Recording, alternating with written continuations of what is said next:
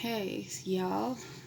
Welcome to my channel. I decided to do a really quick energetic update going into December. Just a couple of cards for whoever needs to hear this message. So I was shuffling. Well, before I pulled my cards out of my bag to shuffle, and this excerpt came out. It reads, "The hardest battle you will ever have to fight is between who you are now and who you want to be." So the hardest battle you will ever have to fight is between who you are now and who you want to be. And then as I shuffled, just to get a feel for the collective energy, death card, the death rebirth card came out, and then the Seven of Pentacles is at the bottom of the deck. And I really wasn't, I was really, this is really me impulsively doing this based on inspiration at this point, because it feels like a lot of people right now are at a point where they are recognizing with this Seven of Pentacles, you see that this is created with a stick or a wand. And for me, that feels like with wands, it has to do with spirituality, and it has to do with your passions or your creative endeavors and the things that drive you and push you forward, or possibly your fears and the traumatic experiences that you've had. And with this Seven of Pentacles, you can see that there's earth, it's dry earth. So there's a recognition on a large scale of where you have kind of taken the things that you have accumulated from, or that where people have taken the things that they've accumulated and created kind of this circumstance or this cyclical nature in their life, or a cyclical created a cycle in their life. There was a cycle that was created for a lot of people out of just them behaving a way that they had learned to behave. So there were situations that people come into contact with where they experienced a lot of loss, or they experienced hard times financially where they weren't able to find security and stability in their life. And it could be that a lot of these people, it stems back to even childhood and early childhood, and having to deal with poverty on a very real level growing up, and not really being taught money management. Those are the types of things that I'm talking about accumulating. And not only those things, but thought patterns and ways of emoting. I get here too because of that desert area. A lot of times with pentacles, you'll see greenery, grass, and that takes both water and earth. This is a very dry situation with the Seven of Pentacles. So I feel like a lot of the things created have more to do with the emotions that people have, the way people are relating to certain things in their life that give them stability. So the way that you're relating to your partner, they have the attachments that you have to certain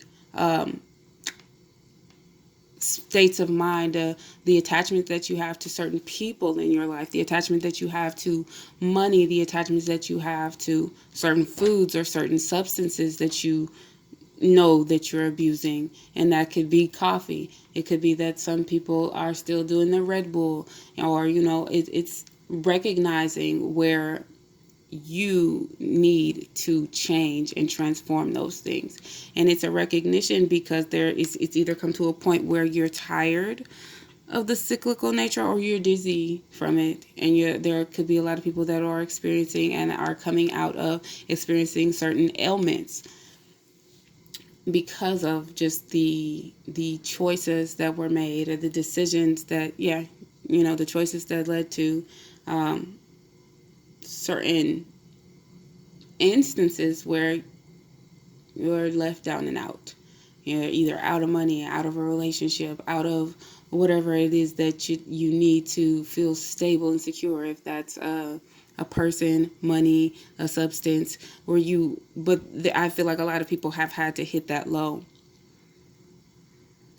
and recognize that there's something missing And it doesn't have anything to do with what's going on outside of who you are.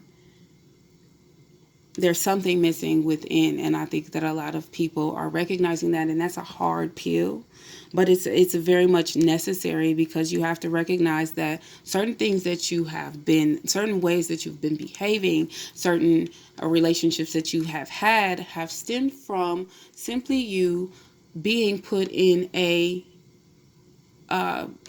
being raised in an environment that was not conducive for the growth of your soul. So a lot of people may be coming to terms with the fact that their family is not their soul family, and coming to terms with the fact that they are meant to grow on a level that is not connected to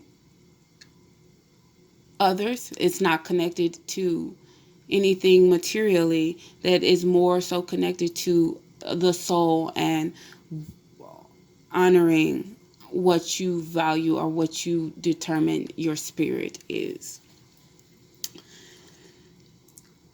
So I feel like that is happening on a very large scale for people. With the rebirth card, it does represent the sign of Scorpio, and we have the number 13, which is going to be 1 and 3 breaking down to 4. So I want to say that a lot of people may be really coming to terms, recognizing where they haven't been expressing themselves fully and stepping fully into their power and and standing their ground.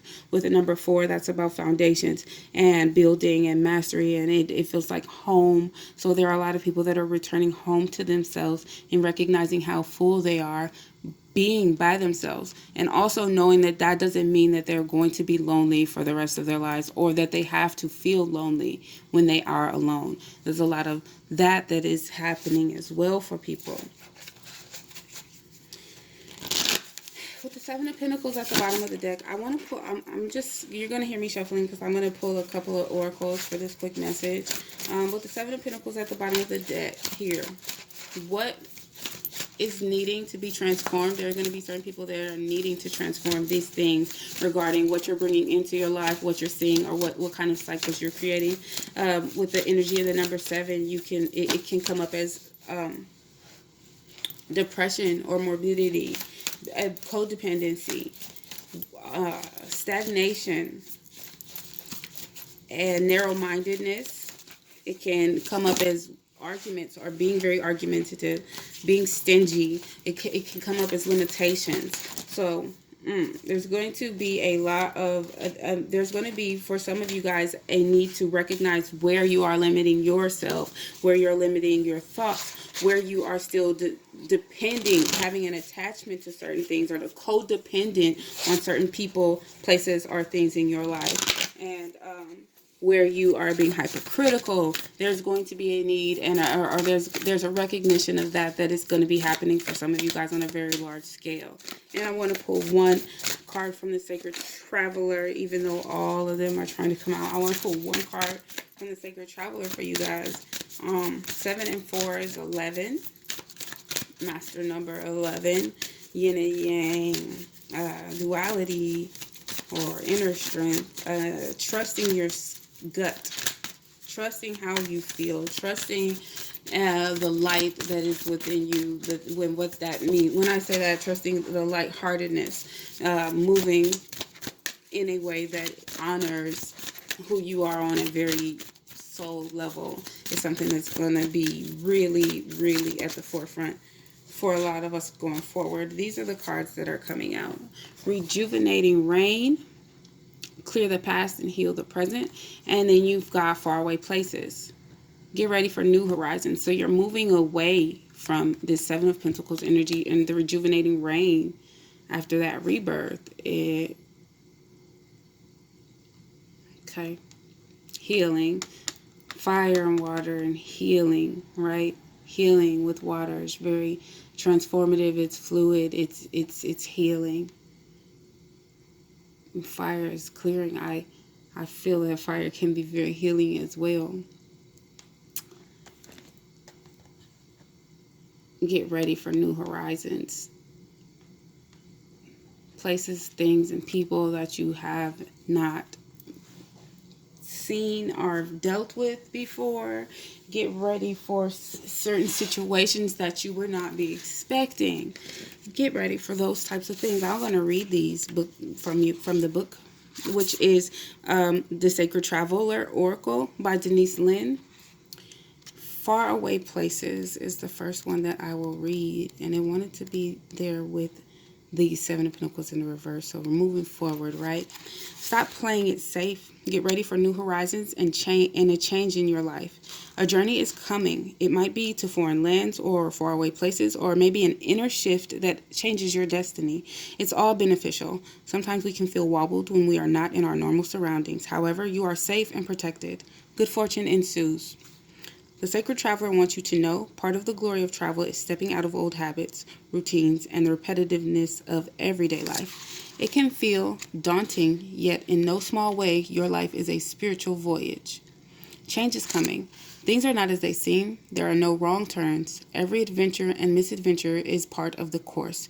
You're on a pilgrimage of the soul. Keep your metaphorical bag packed. Some unexpected experiences are ahead. Be ready for anything. The joy of travel is that you can begin to experience the everyday as if you are seeing it for the first time. Nothing should be taken for granted. And Rejuvenating Rain is gonna read. Physical and emotional healing is occurring. There's a cleansing and clearing of old emotional wounds, and even a release of past life limitations is happening. All is forgiven. Absolve yourself. Forgive others for their transgressions against you. It's time to let it all go. The Sacred Traveler wants you to know, in order for new growth to occur, the old must be cleared away. This card indicates a time of clearing out what doesn't serve and support you. It can also indicate clutter clearing. If you don't love it or use it, most likely it's clutter. Physical clutter can be indicative of emotional clutter. It's time to release it and allow the cleansing metaphoric energy of the rain to purify and cleanse you in the deepest way. This is also a great time to go on a cleansing fast to clear out your body while old emotions and challenges are clearing out of your energy field. Use water for cleansing your energy field. Use water for clearing your energy field. Scorpio energy. Rejuvenating Rain, transformative healing energy is abound. It's about choosing, making the decision to actually allow it. Surrendering to the things that you know you need to let go of. Surrender any form of attachment that you have, any form of control that you have towards a particular outcome of things, releasing the fear that you have about being the person that you see yourself being, releasing the fear of finding a person, a group of people that resonate with you on a soul level, releasing fear of those things so that you can go forward and have them in your life. Those, that's what's at the forefront for December. I feel like there's going to be a lot of inner child work that can be done in the month of December. A lot of manifestation, even though I don't love the word. Allowance. A lot of allowance. Allowing yourself to see clearly what it is that you want. Allowing yourself to feel things all the way through to the other side and not stopping at the point where it gets uncomfortable, and also allowing yourself the time and the space to do those things, because nobody's rushing you. But knowing that it's something that needs to be done is really putting your best foot forward, is acknowledging that it's something that needs to be done. Nobody is forcing or asking you to dive head first. Now, if you want to, then I'm like, go for it, do it. Do what you got to do if you want to feel those things all the way through to the other side, so that you can, even if you don't like how it feels on the other side, so that you can say that you experienced it. Um, um, that's what I have for you guys. I'm gonna go ahead and close this off. It was supposed to be a short message. I was like, oh yeah, I'm gonna record a little 3-minute message for the collective, and that is just not me. So, okay, closing this off with love.